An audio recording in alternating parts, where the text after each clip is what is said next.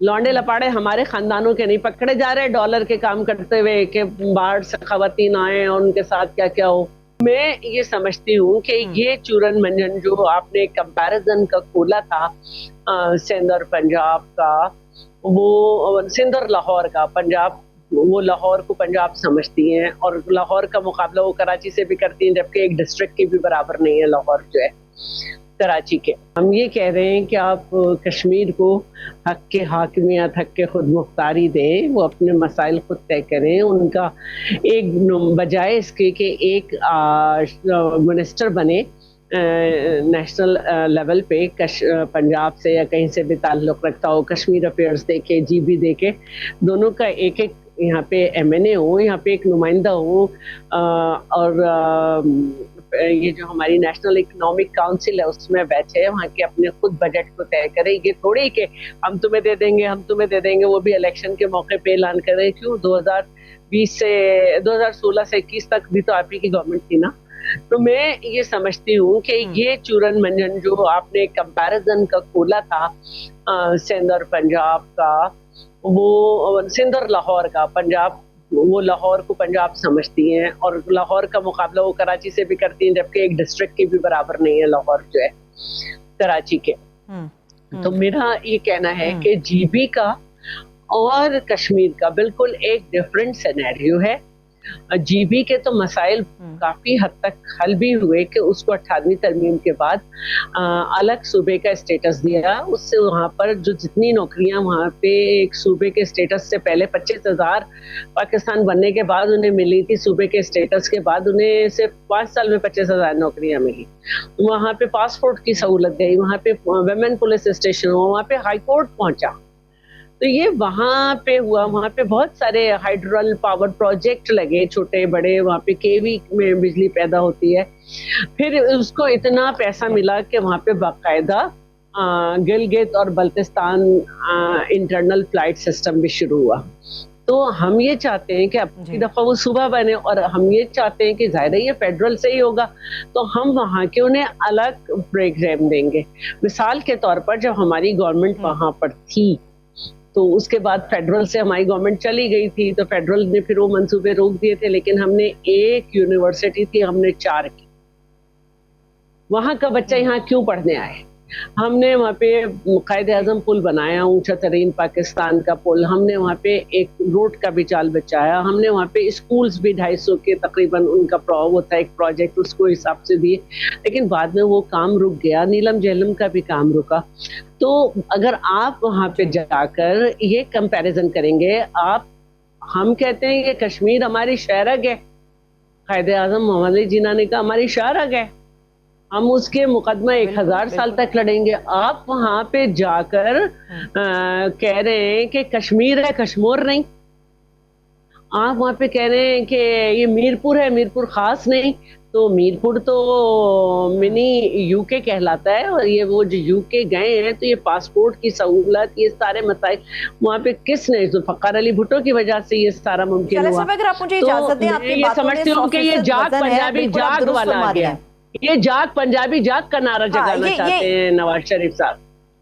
लेकिन शैला साहिबा, आपके अपने सिंध के अंदर से आज मुस्तफ़ा कमाल साहब ने आज जो है तकरीबन 11-12 बजे के करीब एक प्रेस कॉन्फ्रेंस की, उसमें उन्होंने कई सवालात उठा दिए।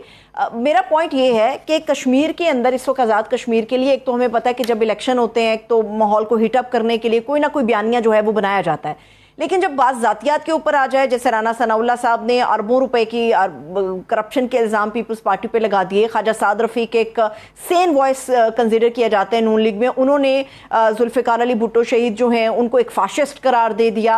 लेकिन यही पीपल्स पार्टी थी जिसने 2024 के अंदर मौजूदा हुकूमत को स्ट्रेंथन करने के लिए अपनी बैसाखियाँ फराहम की थी। ये भी कोई बात ढकी छुपी नहीं है। तो क्या हम इसे एक बयानिया ही समझेंगे, या आप इसको एक सीरियस थ्रेट के तौर पर देख भी रही है पीपल्स पार्टी, या ये सिर्फ एक बयानिया जो इलेक्शन की हद तक बन रहा है दोनों पार्टियों में? नहीं, आप एक बात गौर कीजिएगा कि शहबाज शरीफ साहब का स्टांस बिल्कुल चेंज है। ये इलेक्शन कैंपेन जो जीबी में और कश्मीर में की जा रही है, ये पंजाब मोटिवेटेड है। यहाँ तक कि आज ये भी कहा गया कि कहता है कि मैं कश्मीर का बेटा हूँ, जबकि नवाज शरीफ तो खुद कश्मीरी है। اچھا جو اب بات میں دونوں کی، ایک رانا ثناءاللہ کا بھی جواب دوں گی اور سعد رفیق صاحب کا بھی جواب دوں گی. انہوں نے ہی جا کے وہاں پہ یہ چورن بیچا تھا اور بعد میں یہ ریئلائز کیا تھا کہ نہ ہماری آرگنائزیشن تھی نہ کیمپین تھی جی بی میں. تو جن کو وہ فاشسٹ کہہ رہے ہیں شہید ذوالفقار علی بھٹو کو، ان کے لیے انہوں نے 2023 میں اسمبلی میں کہا تھا کہ ان کا جوڈیشل مرڈر ہوا، جس بنیاد پہ یہ تاریخ کے ہم لوگ اسٹوڈنٹ ہیں نا، اور خاص طور پہ جو سیاست کر رہے ہیں، تو انہوں نے ادھر ہم ادھر تم کے نعرے والی بات کی. تو جو صحافی تھا اس نے خود معافی مانگی آن ریکارڈ کہ ایسا انہوں نے نہیں کہا تھا. اس کے بعد ان کا انتقال بھی ہوا، اللہ تعالیٰ انہیں بخشے. اب ان کے معاملات اللہ کے ساتھ ہیں، دنیا میں وہ جانے سے پہلے اپنے جھوٹ کا اعتراف کر گئے. میں صرف ایک سوال پوچھنا چاہتی ہوں سعد رفیق صاحب سے کہ اس وقت ملک میں مارشل لا تھا؟ بالکل تھا. تو نہ ہی بھٹو صاحب وزیر اعظم تھے، نہ ہی بھٹو صاحب جو ہیں وہ صدر تھے. کوئی تقریر جو کچھ کانٹینٹ اس میں تھا، آپ جو کہتے ہیں اس کو تو صحافی جس نے یہ خبر لگوائی تھی وہ مکر گئے تھے، انہوں نے معذرت کر لی تھی. تو بھٹو صاحب کی تو ہر اسپیچ ریکارڈڈ ہے. تو اگر آپ یہ کہتے بھی ہیں، فرض کریں میں آپ کی بات مان لیتی ہوں، تو بھٹو صاحب نے یہ کس حیثیت میں کہا تھا؟ صدر کی حیثیت سے، وزیر اعظم کی حیثیت سے؟ کیونکہ ملک میں تو ماشاء اللہ تھا، ملک میں تو پولیٹیکل سسٹم تھا ہی نہیں. تو تھوڑا سا تاریخ کو پڑھیے. ویسے یہ کہ آپ کو مظلوم بننے کا بھی شوق ہے، آپ نے بہت ان پہ الزامات لگائے. آپ کے دور میں ہر طرح سے یہ نواز شریف صاحب ہی تو تھے نا جنہوں نے جسٹس قیوم کو کہا تھا زیادہ سے زیادہ سزائیں دو، اور آپ ہی کے زمانے کے کیس زرداری صاحب پہ بنائے گئے تھے. تو بھٹو صاحب کے اوپر بھی جو الزام تھا وہ مقدمہ جب چلا تھا اس میں وہ ثابت نہیں ہوا. آپ ایک خامخواہ کا بینیفٹ لیتے ہیں، اس میں کوئی ٹانگے والے کا بھی ذکر ہے، سب کا بھی ذکر ہے، اور کیا ہوا تھا کیا نہیں ہوا تھا. تو برائے مہربانی اپنی تاریخ صحیح کریں. دوسری بات اب رانا ثناءاللہ کی ہے.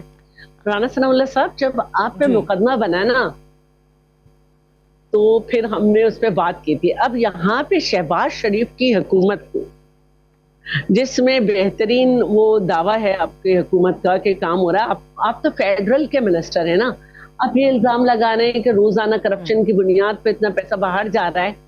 تو بھائی لونڈے لپاڑے ہمارے خاندانوں کے نہیں پکڑے جا رہے ڈالر کے کام کرتے ہوئے کہ باہر سے خواتین آئیں اور ان کے ساتھ کیا کیا ہو، آپ کی پارٹی کے پکڑے جا رہے ہیں. اب اس کا یہ جواب ہے، حالانکہ میں یہ جواب دینا نہیں چاہتی تھی، لیکن جواب یہ ہے. ٹھیک ہے لیکن اگر شاہد صاحب آپ اجازت دیں، ابھی شہباز شریف صاحب سے متعلق تازہ اپڈیٹ آئی ہے کہ خواجہ سعد رفیق صاحب نے جو مرحوم ذوالفقار علی بھٹو شہید کے حوالے سے بیان دیا تھا، اس پہ شہباز شریف صاحب نے انہیں کہا کہ اس قسم کے سخت بیانات دینے سے آپ گریز کریں. تو فی الحال یہ اپڈیٹ آ گئی ہے. اب لیکن مجھے یہ بتائیے گا، یہ تو میں نے کہا تھا نا، میں نے کہا تھا مصطفیٰ کمال صاحب نے میں نے کہا تھا یہ پنجاب موٹیویٹڈ کیمپین ہے. شہباز شریف یہ تصدیق بھی ہو گئی آپ کے بیان کی.